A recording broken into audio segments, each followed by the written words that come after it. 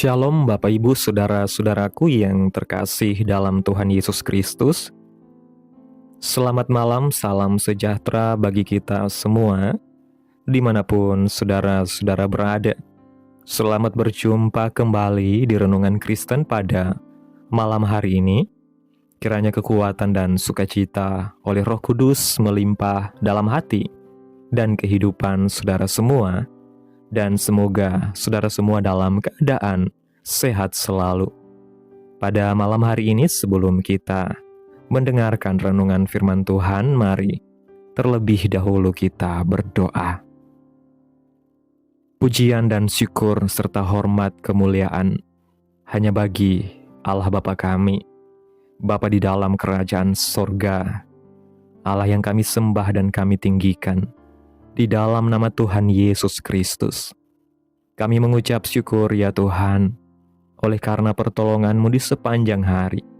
Kami boleh dimampukan Tuhan untuk melewati hari ini, melakukan segala tugas dan tanggung jawab kami, mengerjakan segala aktivitas kami dengan pertolongan Tuhan.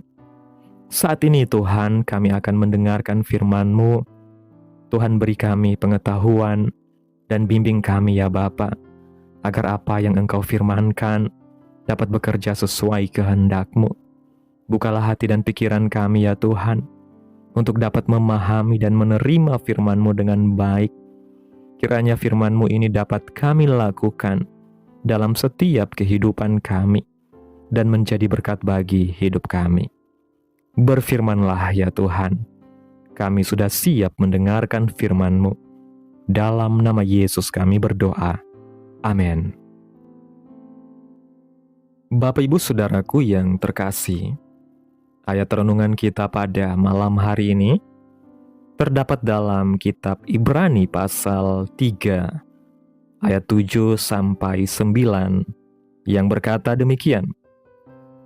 Sebab itu, seperti yang dikatakan Roh Kudus, pada hari ini, jika kamu mendengar suaranya, janganlah keraskan hatimu seperti dalam kegeraman pada waktu pencobaan di padang gurun, di mana nenek moyangmu mencobai aku, dengan jalan menguji aku, sekalipun mereka melihat perbuatan-perbuatanku 40 tahun lamanya. Bapak Ibu Saudara yang diberkati Tuhan, kalau kita mau jujur, betapa seringnya kekerasan hati menghambat kita untuk maju, baik dalam kehidupan maupun dalam iman. Ambil satu contoh sederhana saja, ketika kita merasa terlalu gengsi untuk berbaikan dengan sahabat atau anggota keluarga sendiri. Kita ingin mereka yang memulai lebih dahulu, meski dalam hati kita sudah digerakkan untuk itu. Bukankah ini seringkali terjadi kepada kita? Jika untuk masalah sepele saja sudah sulit, apalagi ketika kita jelas-jelas salah dan harus minta maaf. Wah, betapa beratnya. Rasa gengsi membuat kita lebih suka mengeraskan hati, membiarkan perselisihan berlarut-larut, ketimbang segera menyelesaikannya. Tuhan kerap berbicara lewat hati nurani kita dan mengingatkan kita akan banyak hal. Tetapi kekerasan hati seringkali menjadi penghambat bagi kita untuk melakukan segera tepat seperti apa yang dikehendaki Allah. Kita berlaku bagi orang paling benar, paling tahu segalanya, dan tidak pernah salah. Seringkali tanpa kita sadari, kekerasan hati tidak datang secara tiba-tiba, melainkan terbentuk sedikit demi sedikit melalui sikap-sikap kecil yang kita anggap sepele, seperti menunda untuk taat, mengabaikan teguran, membenarkan diri sendiri, dan menolak untuk mengakui kesalahan. Sehingga lama-kelamaan hati kita menjadi tumpul terhadap suara Tuhan, tidak lagi peka terhadap dorongan Roh Kudus, dan akhirnya kita hidup berdasarkan keinginan sendiri tanpa melibatkan Tuhan dalam setiap keputusan yang kita ambil. Padahal ketika hati kita mulai mengeras, kita sedang menutup pintu bagi Tuhan untuk bekerja dalam hidup kita. Karena Tuhan rindu berbicara kepada hati yang lembut, hati yang mau dibentuk, dan hati yang mau diajar. Sehingga jika hari ini kita masih bisa merasakan teguran, masih bisa merasakan bersalah ketika berbuat dosa, dan masih memiliki keinginan untuk berubah, ini adalah anugerah Tuhan yang sangat besar, yang tidak boleh kita abaikan, melainkan harus kita respon dengan kerendahan hati, pertobatan, dan ketaatan yang sungguh-sungguh kepada Tuhan.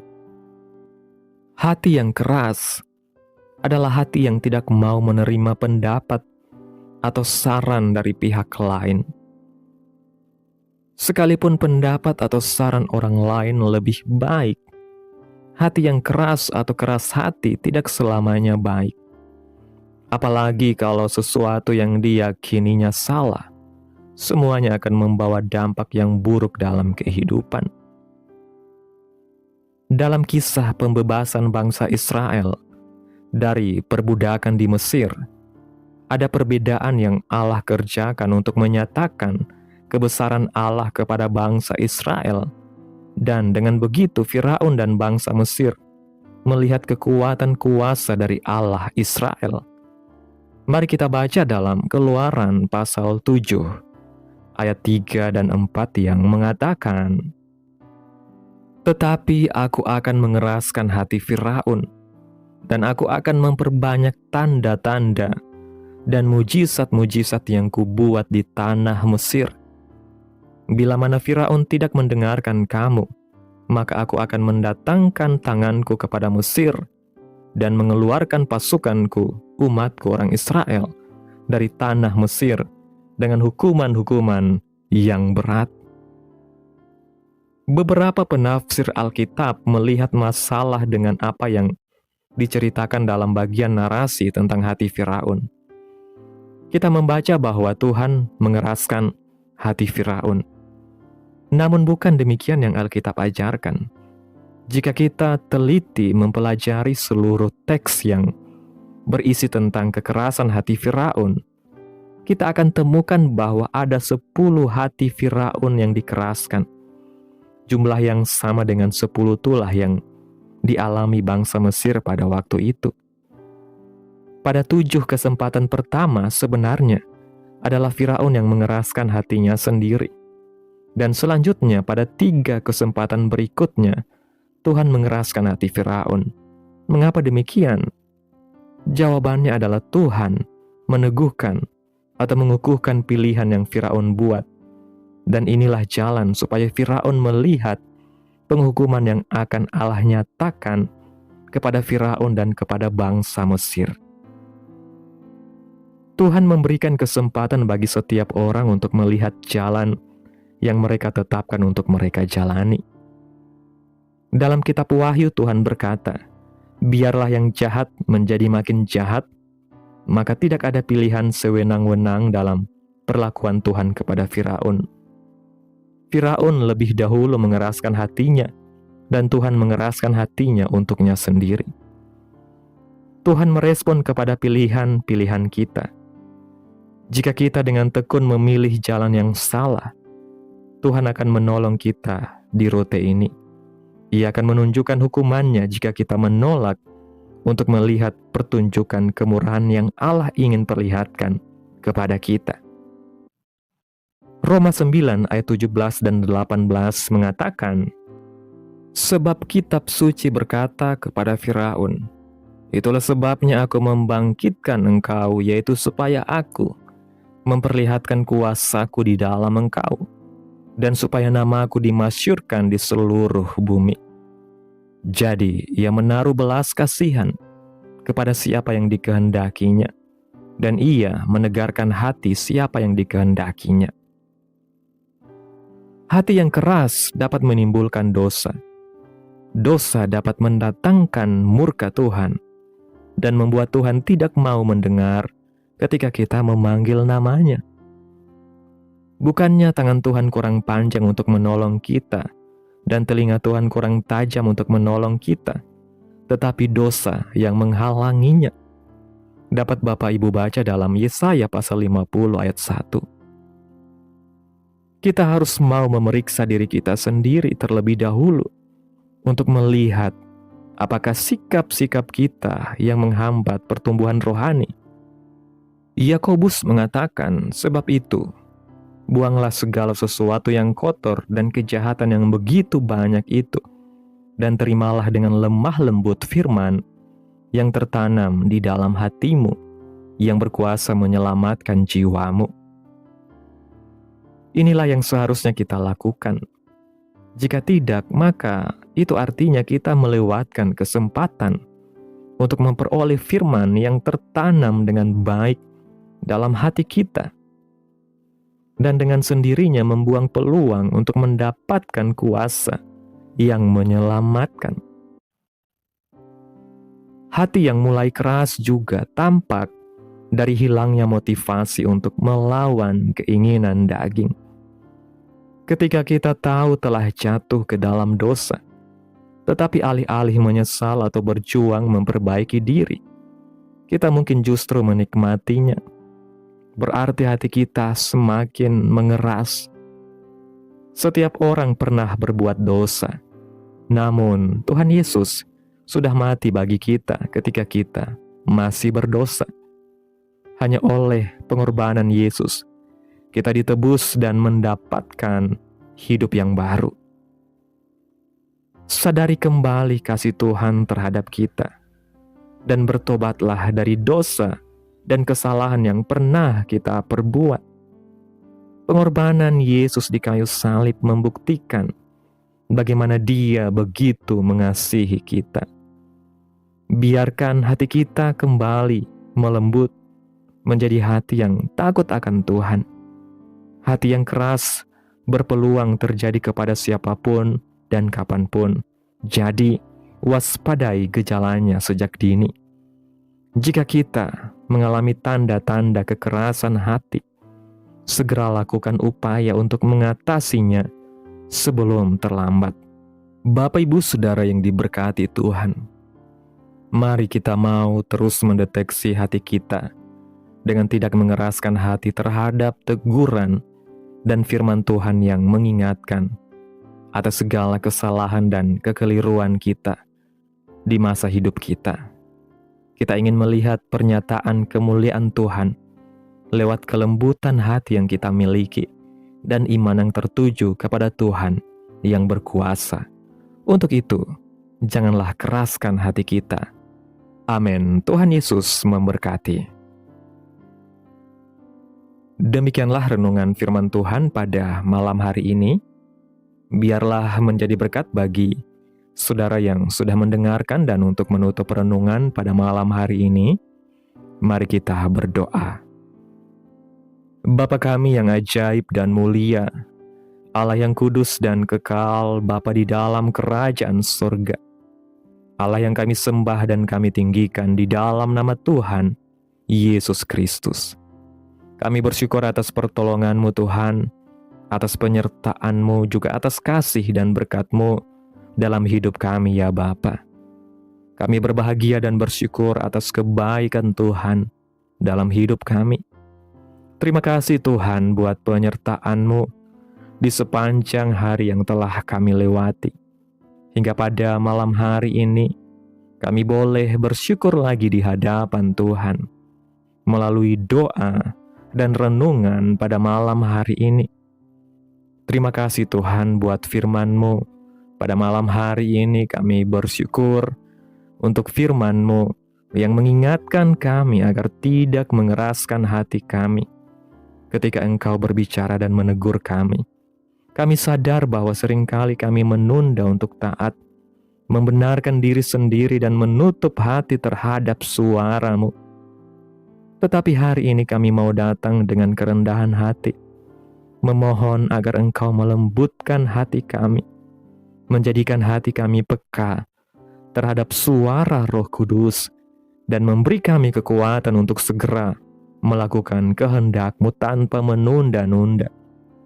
Tolong setiap kami ya Bapa, agar tidak hidup dalam kekerasan hati, tetapi memiliki hati yang takut akan Tuhan, hati yang mau dibentuk, dan hati yang selalu rindu untuk hidup benar di hadapan Tuhan. Terima kasih Tuhan buat firman-Mu, tanamkan dalam hati kami.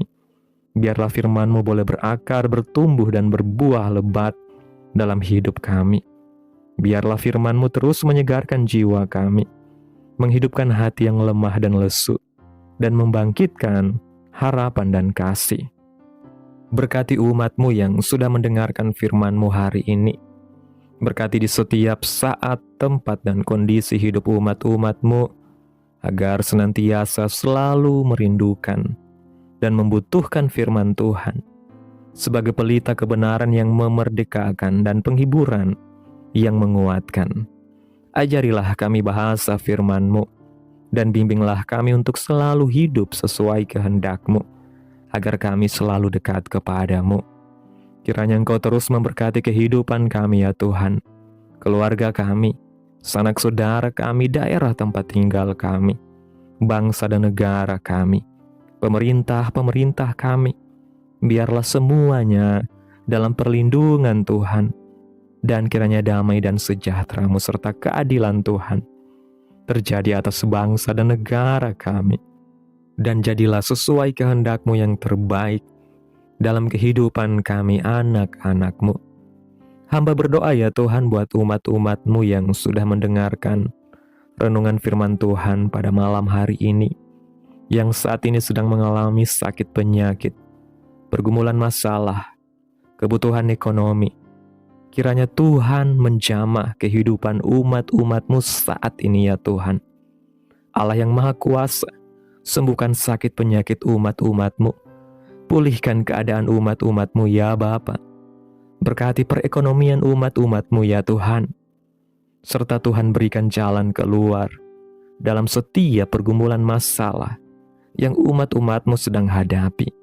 Dan ajarlah kami Tuhan untuk selalu berharap dan percaya sepenuhnya hanya kepada Tuhan Yesus. Pada malam hari ini ya Bapa, kami akan beristirahat dalam tidur kami. Tutup bungkus kami oleh kuasa-Mu. Hindarkan kami dari segala kecelakaan, mara bahaya, sakit penyakit, orang-orang jahat, kuasa-kuasa kegelapan iblis, bencana-bencana alam, hal-hal yang tidak kami inginkan. Tuhan singkirkan, Tuhan jauhkan, Tuhan hancurkan, hanya di dalam nama Yesus. Kiranya Engkau sertai dan lindungi kami di sepanjang malam ini, sehingga kami boleh bangun besok pagi dengan tubuh yang sehat, kuat, dan diberkati Tuhan. Terima kasih Tuhan, inilah yang menjadi doa kami. Mari bersama kita berdoa. Bapa kami. Bapa kami yang di sorga, dikuduskanlah nama-Mu, datanglah kerajaan-Mu, jadilah kehendak-Mu di bumi seperti di sorga.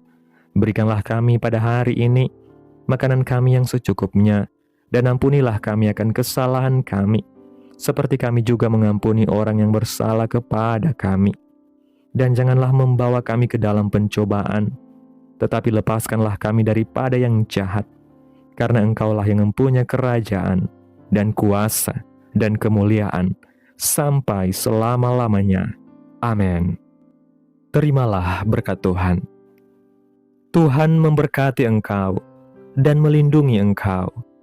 Tuhan menyinari engkau dengan wajah-Nya dan memberi engkau kasih karunia. Tuhan menghadapkan wajah-Nya kepadamu dan memberi engkau damai sejahtera. Terimalah berkat Tuhan di dalam nama Tuhan Yesus Kristus. Amin. Selamat malam, selamat beristirahat. Tuhan Yesus memberkati.